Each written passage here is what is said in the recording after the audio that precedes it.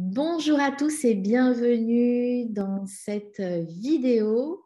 Je suis Anne Sarkissian, réalisatrice et fondatrice et organisatrice des 4e rencontres entre la médecine conventionnelle et les soins naturels qui aura lieu le 5 mars prochain. Et j'ai le grand plaisir d'être avec le docteur Jean-Marc Desmet ce soir depuis Liège. Bruxelles, enfin Wavre, plus exactement. Entre les deux. Oui, si on veut, c'est c'est entre Bruxelles et Liège, on va dire. Ouais. Ok. En Belgique, vous l'aurez entendu, On peut rien te cacher. tu es néphrologue à l'hôpital. Ouais. Et depuis quelques années, tu développes une médecine intégrative, plus collaborative. Et donc, c'est de ça dont tu vas venir nous parler le 5 mars lors d'une conférence. Et comment t'es venue cette envie d'une médecine collaborative? Et qu'est-ce que tu entends par là? Bien, tout d'abord, j'ai eu un parcours un peu atypique, puisqu'avant de faire la néphrologie, j'ai eu l'occasion de travailler comme médecin généraliste, médecin de famille, Mm. euh, où j'ai vu une approche de la médecine très concrète, hein, très pratique, au contact des patients. Et puis, mon parcours m'a amené également à faire de la médecine d'urgence et finalement me spécialiser par la suite en néphrologie. J'ai chaque fois ressenti comme ça, comme s'il y avait un manque, en tous les cas, de compréhension, un manque de vision globale. Et je pense que j'ai trimballé tout un temps une certaine forme de frustration en me disant, mais il y a quelque chose qui ne va pas. Et puis, à travers ce parcours, j'ai toujours cherché à mettre plus de cohérence dans ma pratique avec comme point commun le patient au centre de mon approche. Mm. C'est un petit peu cet élément qui a résonné pendant tout mon parcours. Et il y a 10-15 ans, j'ai voulu donner un peu plus euh, de sens à ma pratique. Et petit à petit, j'ai intégré cette dimension que j'appelle les compétences dures, donc les hard skills, avec les compétences plus douces, relationnelles, les soft skills. Et j'ai essayé de les intégrer dans ma pratique parce que intuitivement, je sentais que c'était ce mariage-là qui fonctionnait par rapport aux gens, Mm. d'intégrer non pas la personne que comme un corps ou une maladie, mais un ensemble où il y a aussi également un esprit, une façon de voir le monde. Il y a aussi une dimension psychologique, émotionnelle Mm. et même une dimension spirituelle. Alors, je sais que c'est un mot qui fait peur à certains, mais on peut mettre beaucoup de choses derrière ce mot spirituel. En tous les cas, je pense que c'est la, la somme de croyances qui sont importantes pour la personne et apprendre à respecter ces 4 dimensions me Mm. semble être la vision la plus globale du patient. Ouais. Ok, donc tu as essayé d'intégrer ça dans ton service, service néphrologie. Et comment ça a été reçu? Qu'est-ce qui s'est passé? Est-ce que tu as continué? Alors, donc, je suis arrivé à la néphrologie. D'abord parce que finalement, c'est une des spécialités où on s'occupe de patients que l'on voit très régulièrement. Donc, il y a vraiment une relation Mm. humaine très, très importante et on Mm. s'occupe un peu de toutes les dimensions. C'est une spécialité très propice à développer cette dimension-là. Donc, c'est pas par hasard que j'y suis arrivé. Et donc, naturellement, je pense que les néphrologues, comme certaines spécialités, ont ce tropisme de voir le patient dans sa globalité.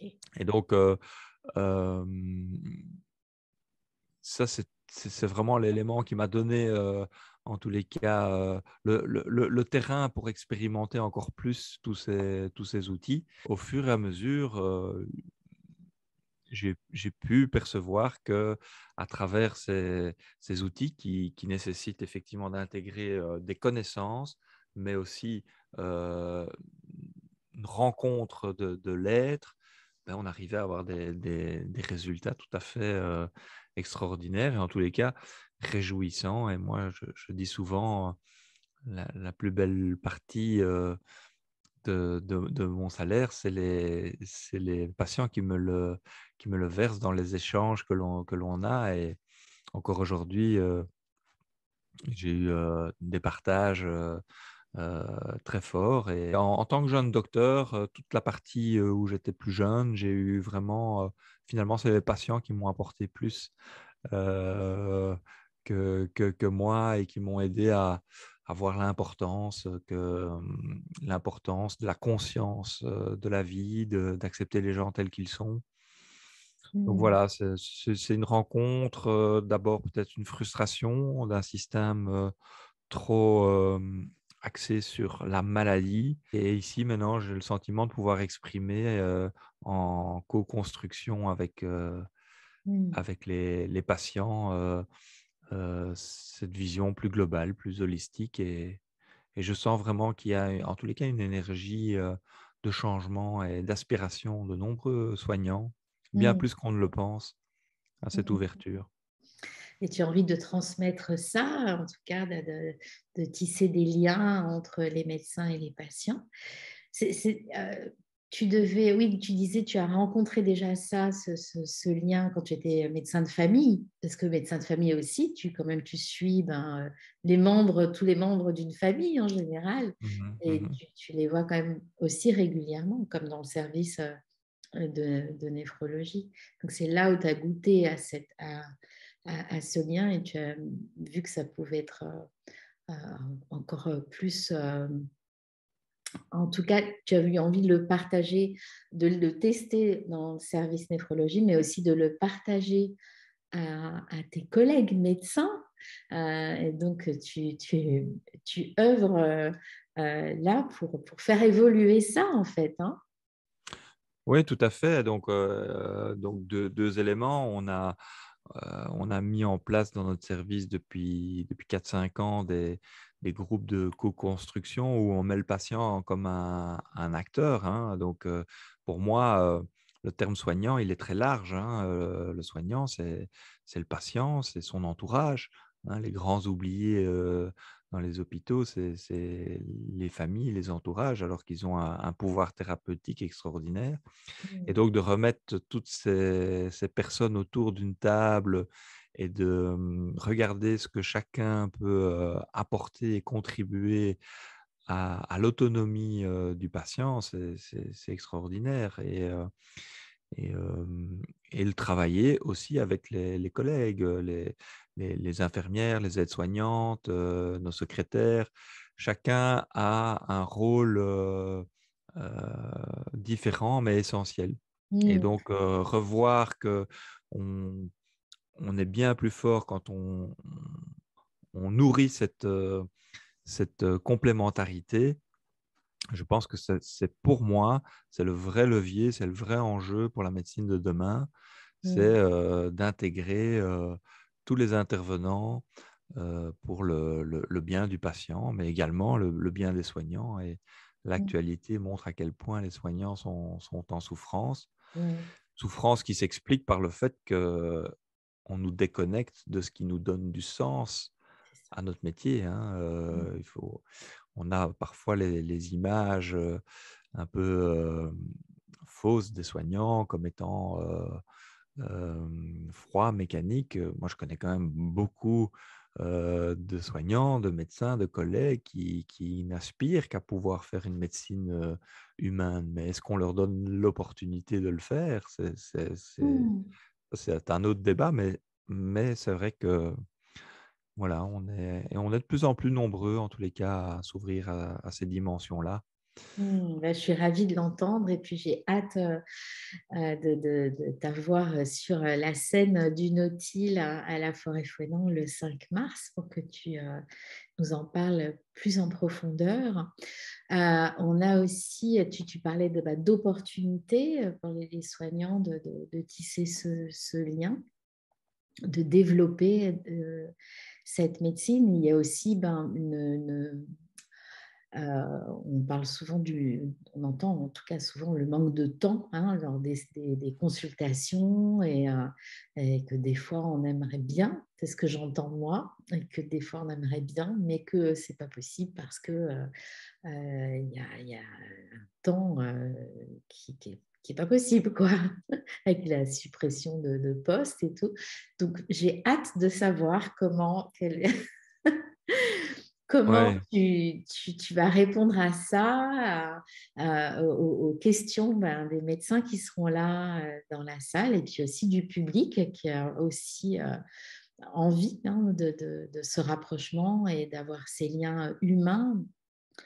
Moi, je suis ravie, vraiment ravie de t'accueillir. Je pense que les personnes sont heureuses de te rencontrer aussi.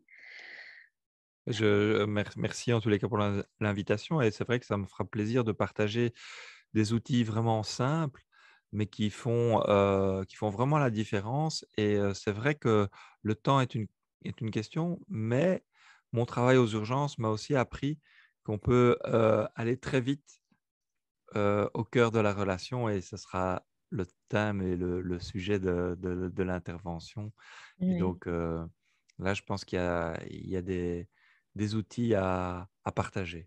Hmm. Merci beaucoup. Je ne vais pas te retenir plus longtemps. On se retrouve le 5 mars. Alors, pour vous Plaisir. inscrire, eh bien, il y a le lien qui est juste en dessous. Il y a deux formules. Il y a la formule de 9h30 à 23h qui est réservée quand même aux professionnels de la relation d'aide, aux médecins, aux thérapeutes, professionnels de santé ou pas, en tout cas aux accompagnants, aux pros. Et puis, il y a la journée où il y a toutes les conférences de 9h30 à 19h. Et là, c'est pour tout le monde, pour le grand public. Donc, on vous attend nombreux. Et voilà, et donc après, lors du débat, on pourra tous, enfin en tout cas avec les professionnels, en deuxième partie de journée, discuter sur la complémentarité. Et voilà, j'espère que j'attends vos retours et votre implication à vous aussi qui allez venir nous rejoindre lors de cette journée. Merci beaucoup, docteur Desmet. Merci beaucoup, Anne, et voilà, au plaisir de vous rencontrer tous et de partager ce moment avec, avec passion et avec cœur.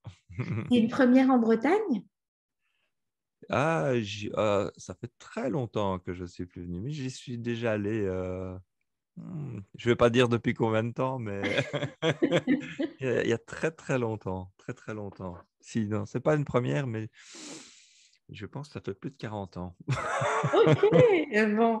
En tout cas, c'est un public chaleureux, accueillant, les Bretons. Donc, on sera vraiment ravis J'en doute pas, j'en doute pas. de t'accueillir et de Oui, t'écouter sur la scène du Nautile. Eh merci ben, beaucoup. bonne fin de journée et merci à tous de nous avoir suivis et à tout bientôt. On se retrouve le 5 mars. Mer merci. Au revoir. Au revoir.